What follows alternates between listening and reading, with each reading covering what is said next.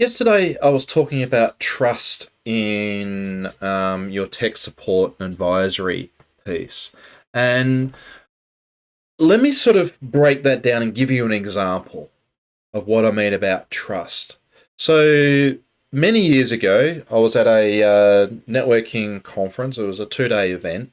And I was having a conversation with a lady there about her business. And she looked a little bit stressed, and I asked, "Are you okay?"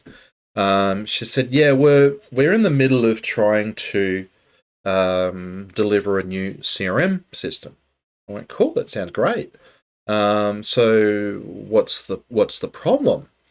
And the response was is that we're putting in this big CRM package, and it's going to cost us $80,000 to put this thing in. It's a big enterprise system, and it's going to solve all of these problems for us. I went, "Cool. What sort of business do you run?" And her response was, "Oh, we're a mortgage broker." And I went, "Oh, okay. And how many people are in the team?" "Oh, only six." So $80,000 is a big spend then. No wonder you're stressed. How long will it take you to pay that back? At which point she paused and went, "Yeah, I hadn't really thought about that." Um,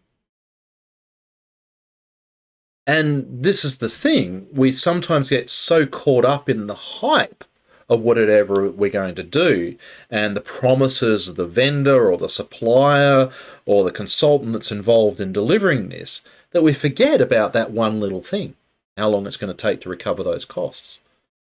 Um, and she said, "But we need it because it's going to solve our problems." And I said, "Well, what sort of problems are you talking about?"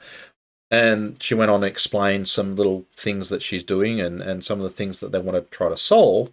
I said, "Well, okay, so have you got anything that's doing that already?"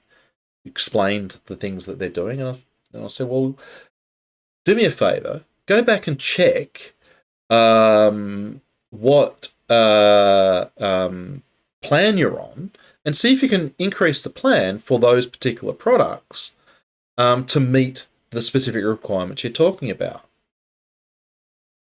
So next day, I saw her again, and she looked a little bit less stressed, and she looked a little bit happier and all that, and responded and said, "Andy, I'm glad to see you.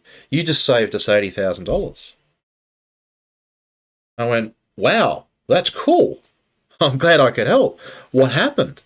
And she went on to explain that not only could they meet the specific, not all of the requirements, but most of their requirements by increasing the plan, or the plans for what they had for the existing products, but with a little bit of extra spend, and a little and a third part and yet another system just sort of connect them all together.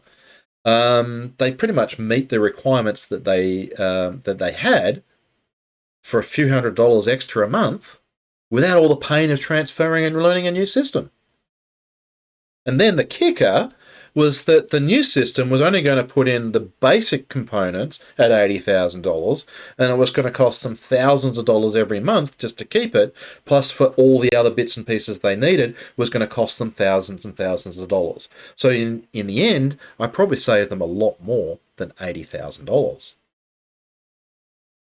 But this is the problem with trust.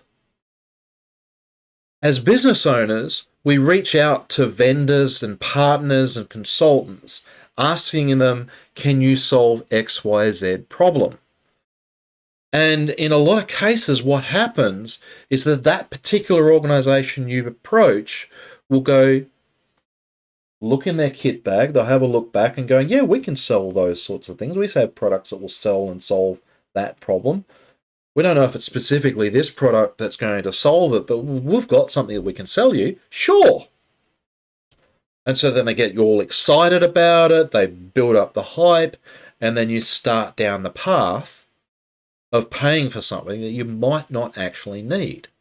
Remember that everyone is in business. everyone you speak to is out to make money for their organization, and they have partnerships, relationships, and products that they sell, that if what they're selling looks like what you need, they'll say, yes, of course I can help. I'm just as guilty as anyone else. I work with Microsoft, and I'm going to sell you Microsoft products. That's what I do. But I'm always up front to make sure that you understand that's what it's about, which is why we exclusively work with people who are using Microsoft 365 or are considering moving to it. And we're looking for ways of making better use of that. So be careful when you're going down this path and start these conversations that you're not just going along with the hype and being made to feel really confident that the product that you're being offered is the right solution for you. It might not be, but it might. So anyway, keep your eyes open and make sure that you're not spending $80,000 on something you probably didn't need.